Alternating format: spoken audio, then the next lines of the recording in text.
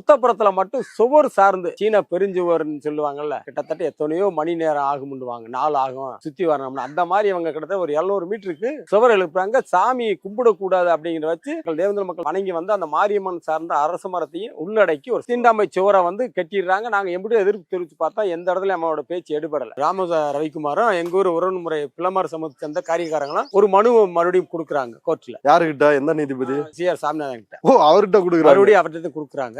அவர் என்ன இறுதியா ஒரு தீர்ப்பு சொல்ல வரேன்னா, நான் என்ன சொன்ன அதே தீர்ப்பு, என்ன நடைமுறை அதை மட்டும் ஃபாலோ பண்ணுங்க. நீங்க வெளியில நின்று சாமி வெளியில இருந்து கும்பிடணும், உரிமையோ வரியோ உங்களுக்கு எந்த உரிமை கிடையாது அப்படிங்கிற மறுபடியும் அர்த்தம் சொல்லி. இல்ல இப்ப ஏற்கனவே 2 நீதிபதி, இப்ப நீங்க வந்து ஒரு வழக்கறிஞர், ஒரு தனி நீதிபதியினுடைய உத்தரவுக்கு எதிராக 2 நீதிபதிகள்கிட்ட மேல்முறையீடு செய்யப்படுது. அந்த வழக்கு ஒத்தி வச்சிட்டு இருக்கிறப்பயே தனி நீதிபதி அதை எடுக்கலாமா? எடுக்கிறங்கிறது அதை முழுக்க முழுக்க தவறுங்கிறது என்னோட கருத்துக்கு சொல்ல.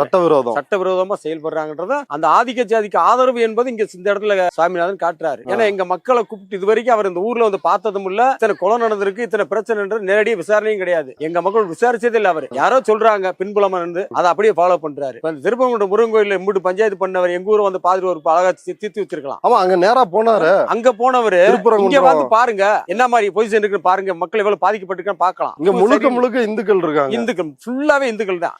வேற மாற்று மதங்கிறது 1-2 பேர் இருக்காங்க, அது கிறிஸ்டின்.